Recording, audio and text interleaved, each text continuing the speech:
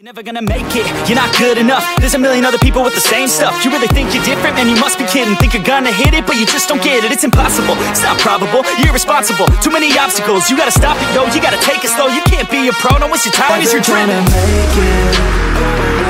There's no way that you make it. And maybe you can fake it.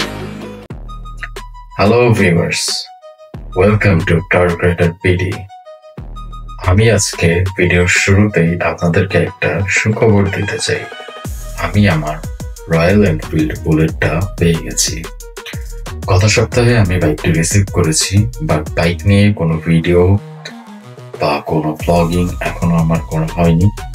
কারণ হচ্ছে এখনো গাড়ির papers করতে আই গেস 1 or 2 weeks লেগে যাবে। এজন্য আমি কোনো ভিডিও করতে পারিনি। আর আমি আমার কমিউনিটির ভিতরে বাইকটা চালাচ্ছি, বাট মেইন রোডে আমি এখনো ওভাবে যাতায়াত করছি না। এটা করা উচিত না, সবারই গভর্নমেন্ট রুলস মেনে কাজ করা উচিত। যতদিন না আমার পেপারসটা আসতেছে আমি ট্যুর বা কোন ভিডিও করতে পারছি না। অবশ্যই আপনাদের জন্য আমি ফার্স্ট লুক ভিডিওটা বানাবো এবং খুঁটিনাটি যতটুকুই আমি কমিউনিটির ভিতর জানিয়ে যতটুকু এক্সপিরিয়েন্স আছে সেটা আপনাদের সাথে শেয়ার করব। আচ্ছা, আজকের বিষয়টা অবশ্য আমার এই বাইক নিয়ে নয়। আজকের বিষয় হচ্ছে আমাদের ইউটিউব কমিউনিটির এবং বাইকিং কমিউনিটির কিছু দালালদেরকে নিয়ে। দালালদের উপর হঠাৎ করে আমি কেন খেপলাম, এটার প্রধান কারণ হচ্ছে যে তারা মানুষকে ইনফ্লুয়েন্স করতে পারে, কিন্তু সেটার খারাপ দিকগুলো কখনোই তারা বলে না। তারা নিজেদের টাকার জন্য বিভিন্ন ইভেন্টে যাবে, বিভিন্ন বাইকিং ইভেন্টে যাবে, বাইকটার খারাপ দিক তারা ওইভাবে তুলে ধরবে না বা বলবে না যে আপনার এটা কেনা উচিত। তারা করবে কি, তারা কিছু নর্মাল খারাপ দিক বলবে আর বেশিরভাগই ভালো বলবে, কারণ কোম্পানি থেকে তারা টাকা পাচ্ছে।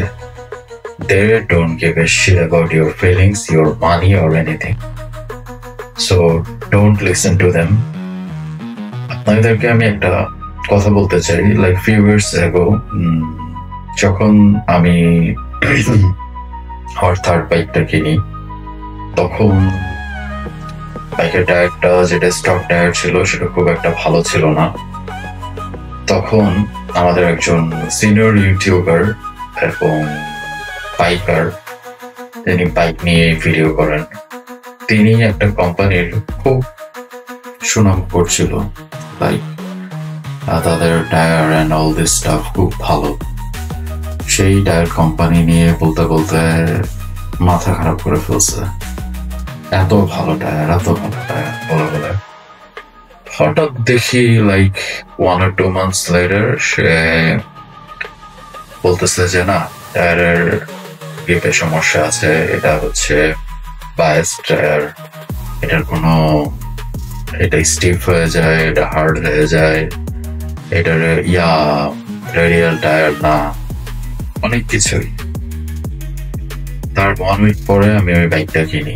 তার ব্যাড রিভিউ দেওয়ার পর আজকে 3 বছর হয়ে গেছে আমি ওই টায়ারটা ইউজ করছি, এবং যে কয়েকটা সমস্যার কথা উনি বলেছিলেন তার একটা সমস্যাও আমি এখন পর্যন্ত পাইনি।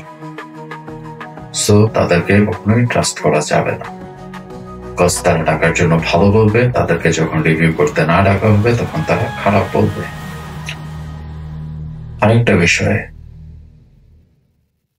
বিষয়টা হচ্ছে কোম্পানি নিয়ে কথা বলবো এখন, বাট আমি কোনো নাম নিয়ে কোম্পানির কথা বলবো না। কোম্পানির উদ্দেশ্যে আমার একটা বক্তব্য, সেটা হচ্ছে তারা বিভিন্ন ধরনের ইভেন্ট করতেছে তাদের বাইক লঞ্চ করার জন্য, অনেক টাকা নষ্ট করছে তাদের ইভেন্টে প্রোগ্রাম করতেছে, বিভিন্ন টিকটকার মডেল আনতেছে, তারপর হচ্ছে নাচানাচি করাচ্ছে। এগুলো করে টাকা নষ্ট না করে ভাই আপনারা বাইকের প্রাইস কমান। এখানে ইনভেস্ট করলে বাইকাররা বাইক কিনবে, বিষয়টা সেটা না। যেমন আপনাদের ইভেন্টে বাইকার কমিউনিটির লোকদেরকে ঠিকই রাখছেন, এইসব নাচানাচিও করাচ্ছেন। যখন দেখবেন স্টেজে কমিউনিটির লোকজন উঠতেছে, তখন আপনাদেরকে দালাল দালাল দালাল বলে বলে চেল্লাচিল্লি করতেছে। সেই সব ব্লগারদেরও যাওয়া উচিত না, কারণ মানুষ এখন বোঝে, এখন ওই 2010 সাল নয় যে আপনি যা বলবেন তাই হয়ে যাবে, আপনি খুব ট্যালেন্টেড। বিষয়টা সেটা না। এইসব দালালি বন্ধ করেন, ওইসব কোম্পানির কাছ থেকে টাকা নেওয়া বন্ধ করেন প্রথমত। আর থার্ড যে বিষয়টা হচ্ছে, এইসব কোম্পানি আপনাকে ইভেন্ট করতেছে, কিন্তু ইভেন্ট নিয়ে তো কেউ ভালো কোনো রিভিউ দিতেছে না। ওখানেও বুঝতেই পারতেছে মানুষ যে এটা একটা হাঁপানি বাইক। আপনি হাঁপানি বাইকের দাম রাখতেছেন 4,10,000 টাকা, যেটার দাম 2 লাখ টাকা হওয়া উচিত। মানে জাস্ট বডি কিট 10,000-20,000 লাগিয়ে আপনি এখন 4,10,000 দাম বাড়াই দিবেন একটা 2 লাখের বাইকে, আপনি তো বাইক সেল করতে পারবেন না। আর এইসব ইনফ্লুয়েন্সারদেরকে লাগিয়ে পাবলিকের আপনি পকেট কাটতেছেন। সবার প্রথমে আমি বলবো এসব ইনফ্লুয়েন্সারদেরকে মানুষ হওয়ার জন্য, তার মানুষ হন, ছাড়েন দালালি। দালালি ছেড়ে মানুষের পকেট কাটাটা বন্ধ করে। আর মানুষের উদ্দেশ্যে এটাই বলবো যে ভাই, এইসব ইনফ্লুয়েন্সারদেরকে কখনোই বিশ্বাস করবেন না। টাকার জন্য যে কোনো কিছু করতে পারে। আপনার কষ্টার্জিত টাকা, আপনার বাবা মার কষ্টার্জিত টাকা, এগুলো জলে ঢালবেন না এদের কথা শুনে। আপনি নিজে যাচাই বাছাই করেন, যাচাই বাছাই করে দেন আপনি একটা সিদ্ধান্তে পৌঁছান যেটা আপনার জন্য বেটার হয়। এদের কথা শুনে বলবে যে এরা যে কমফোর্ট বাইক পাচ্ছেন, মাইলেজ পাচ্ছেন। আরে একটা বাইক হচ্ছে আপনার যেতেই পারে না, চলতেই পারে না। আপনার একটা হাইওয়েতে উঠলে অর্ধেক রাস্তায় যে হাঁপায় যায়, আধা ঘন্টা ওয়েট করা লাগে ওটা ঠান্ডা করতে, ওই বাইক আপনি কেন কিনবেন? তবে 4,10,000 দিয়ে আপনার বাবা মার কষ্টার্জিত টাকা, আপনার নিজের টাকা হোক, যেটাই হোক, সব টাকা কামানো কিন্তু তো ইজি বিষয় না। আপনি সেটা কেন জলে ঢালবেন? কমফোর্ট বলে বলে হাঁপানি বাইক চালাই দিবে, 2 বছর 3 বছর পর আপনি সেটা আর ইউজ করতে পারবেন না, ভাঙ্গারি হয়ে যাবে। ভাঙ্গারিতেও কেউ কিনে নিতে চায় না। এরকম বাইক কেনার দরকার নাই। যেটা বাংলার যে টেসলা রাস্তায় ঘুরে আমাদের অটো রিক্সা, এটাও এই বাইককে ওভারটেক করে চলে যায়। সেটাকে বলতেছে কমফোর্ট। এই কমফোর্ট হয় কখনো?